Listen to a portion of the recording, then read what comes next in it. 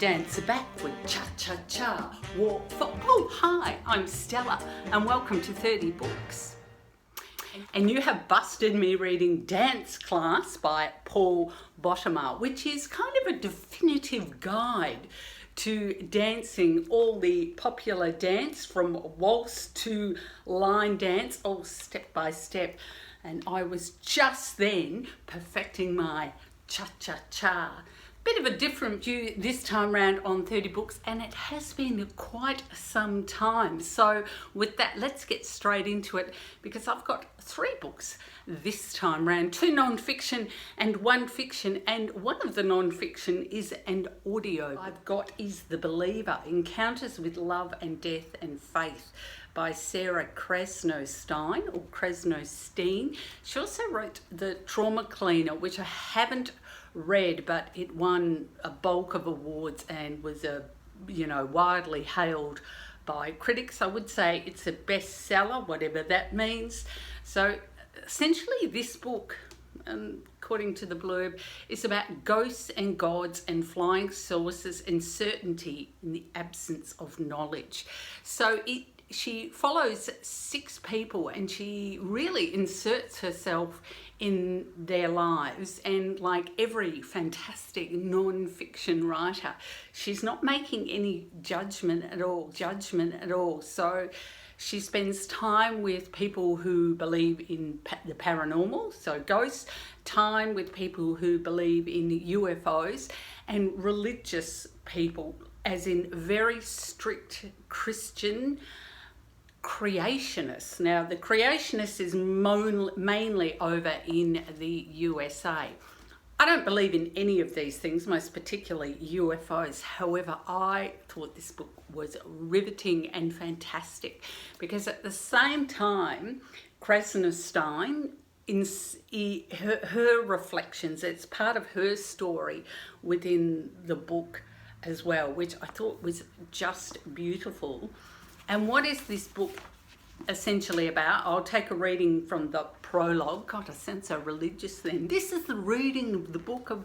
This book is about ghosts and gods and flying saucers. Certainty in the absence of knowledge.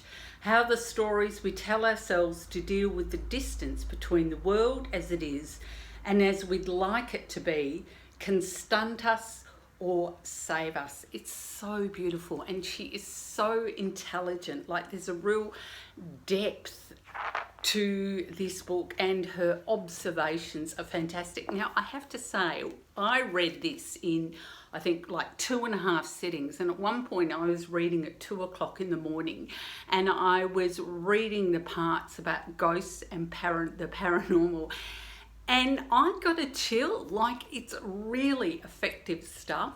I did get a little bit bored about the UFO, because I got a little bit bored with that, but I'm not really into UFOs as such. But then, having said that, I'm not into creationism or ghosts either.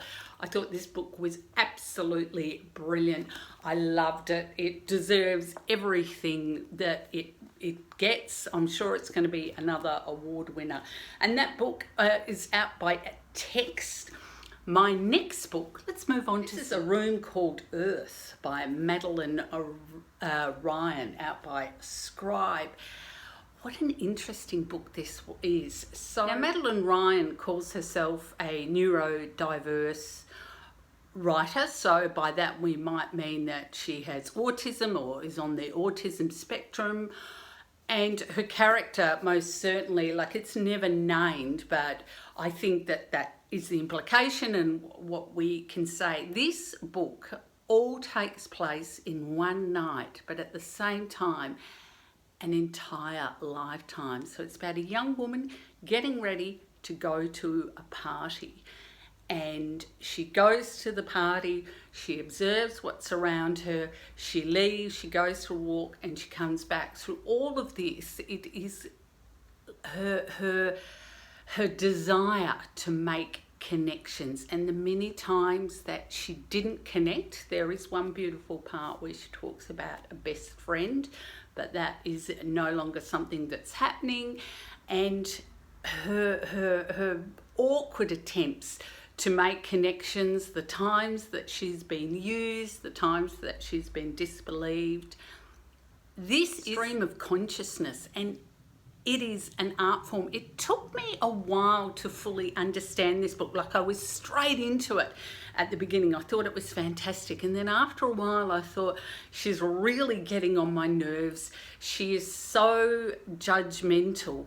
But then I think that is the point. She is a young woman, and this is her interior monologue. And as a stream of consciousness, like,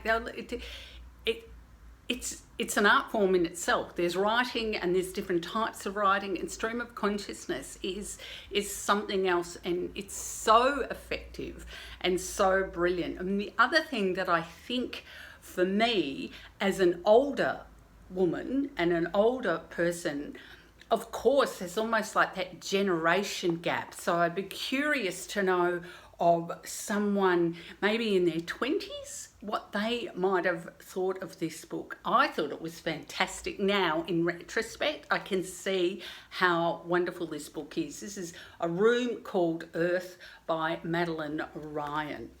And now my third book, let's have some more. Third book, bit of non-fiction, is actually the audio book, 100 Years of Dirt by Rick Morton, out by Belinda Audio. And it was actually narrated by Rick himself, which I just thought elevated the book so much. I adored this. It's not a new release. It came out, I think, in 2017, 2018.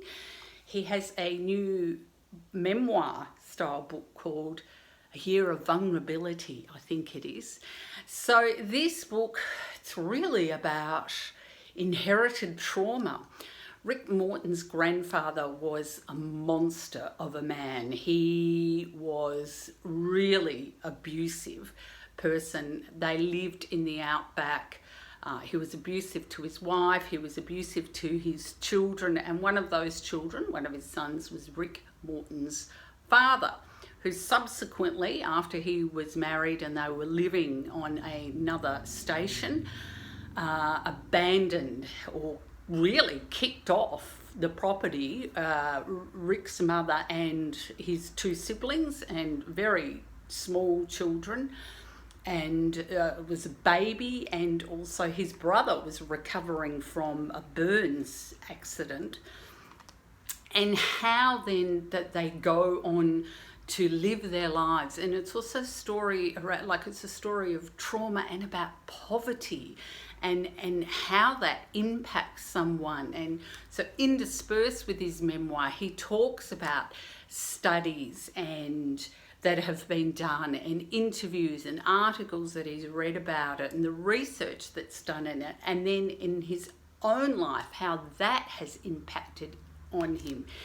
This is something that we don't talk about enough in Australia and through books about poverty. And there is this idea that anyone can work themselves out of poverty. But there's this fantastic line that he mentions that there's this idea that gets spread around that everybody can work themselves out of poverty.